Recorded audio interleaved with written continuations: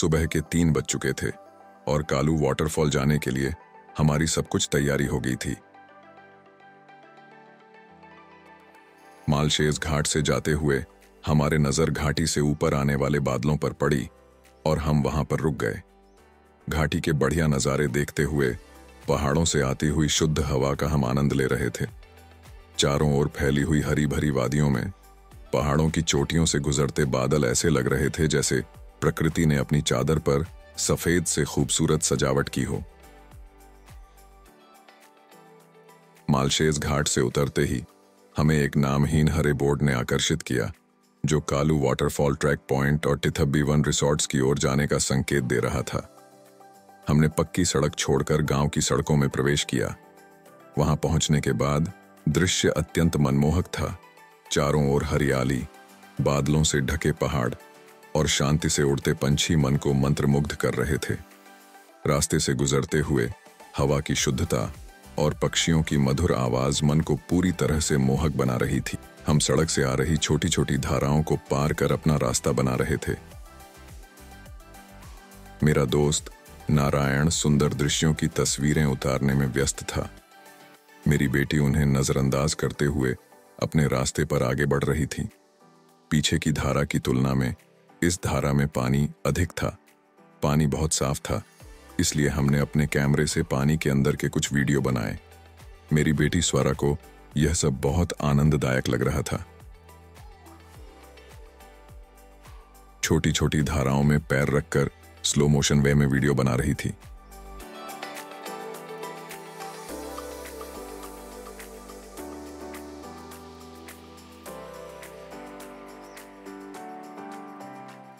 जैसे ही हम आगे बढ़े, बादल साफ हो गए और पहाड़ से गिरते दोनों झरनों को देखकर वह खुश हो गई और आगे की ओर दौड़ने लगी। दूर दोनों से झरनों को देखकर हमारी खुशी का ठिकाना नहीं रहा।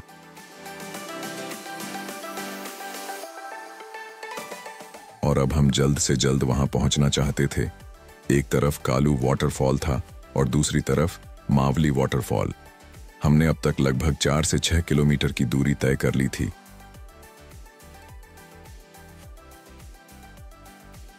मैं फोटो खींचने में व्यस्त था, जबकि मेरे दोनों मित्र रवि और नारायण बातचीत करते हुए आगे बढ़ रहे थे। अब सामने कालू नदी आ गई, जिसे पार करना बहुत कठिन था।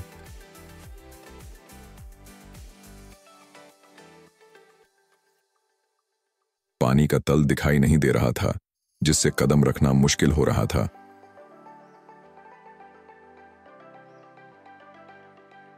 स्वरा की ऊंचाई कम थी, इसलिए नदी पार करना उसके लिए बहुत चुनौतीपूर्ण था।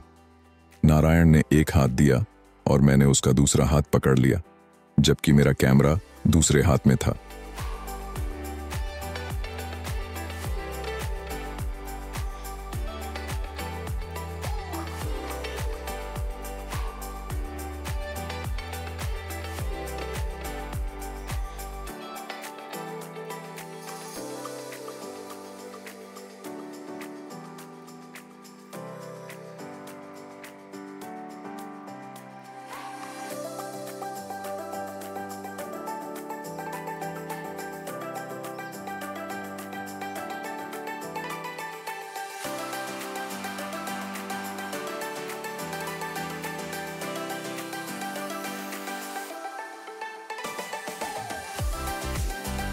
पानी के बीच में आते ही मुझे एहसास हुआ कि मेरा मोबाइल पॉकेट में है, इसलिए मैंने उसे सावधानी पूर्वक निकालकर वाटरप्रूफ बैग में रख दिया।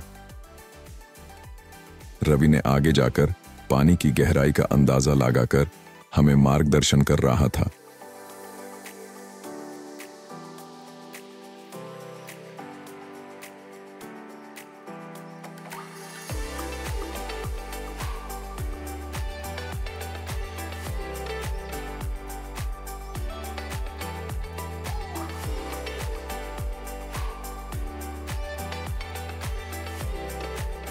कुछ गड्ढों और बड़े पत्थरों पर कदम रखते हुए हम धीरे धीरे और सफलतापूर्वक नदी पार कर पाए। इसके बाद हम नदी के किनारे से आगे बढ़ रहे थे। शुरुआत में लगा कि रास्ता बहुत अच्छा होगा, लेकिन यह हमारी भूल थी।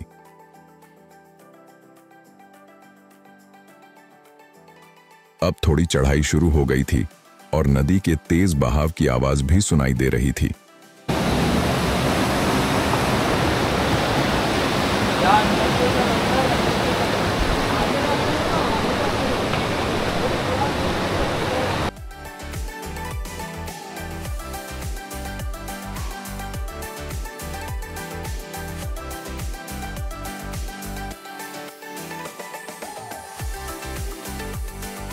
हमारा सफर पहले से भी ज्यादा कठिन हो गया था।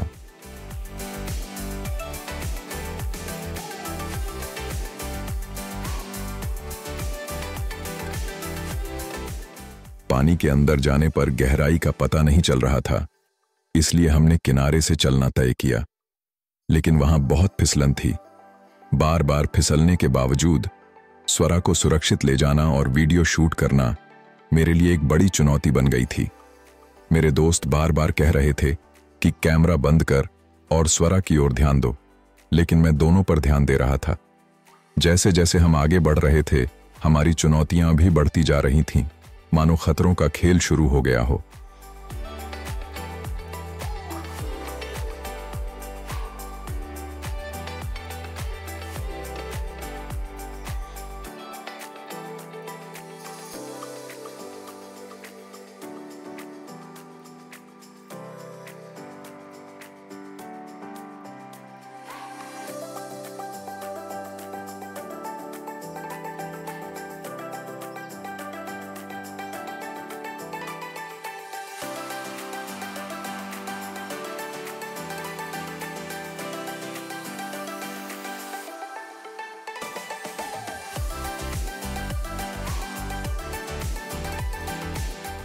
कभी कभी हमें ऊपर चढ़ना पड़ता था तो कभी पेड़ों के नीचे से आगे बढ़ना पड़ता था।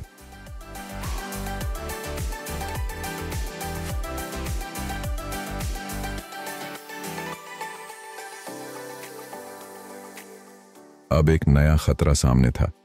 हमें रस्सी पकड़कर आगे बढ़ना था।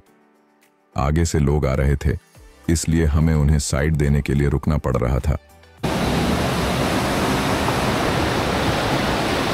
पानी का बहाव और उसकी तेज आवाज इतनी अधिक थी कि हम अपनी बातचीत भी सुन नहीं पा रहे थे।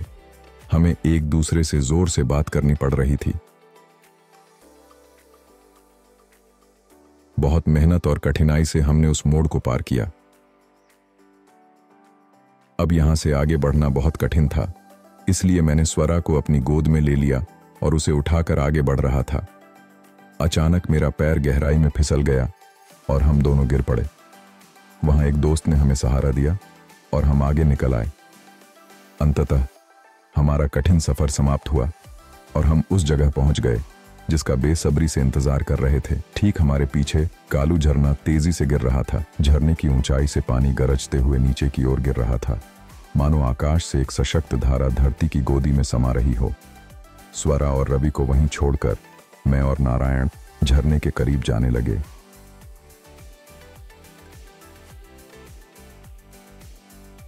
कालू झरने के पास खड़े होने पर ठंडक की एक ताजगी भरी लहर महसूस हो रही थी।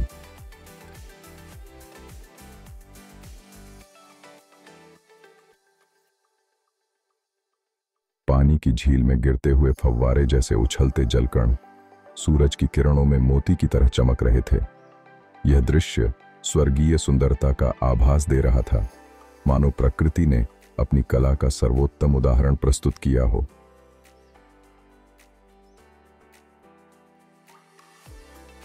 अब हमने झरने को अलविदा कहा और हम फिर से अपने खतरनाक सफर पर निकल पड़े।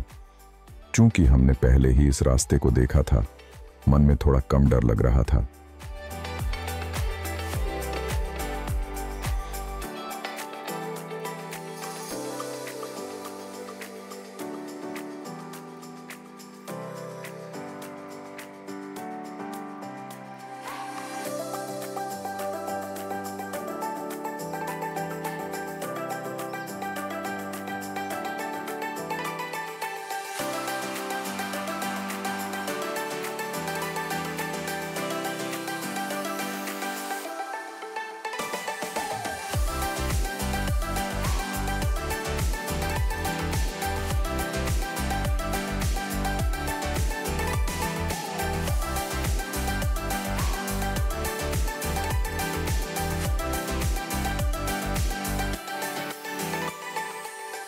अब हम कालू नदी के पास आ गए।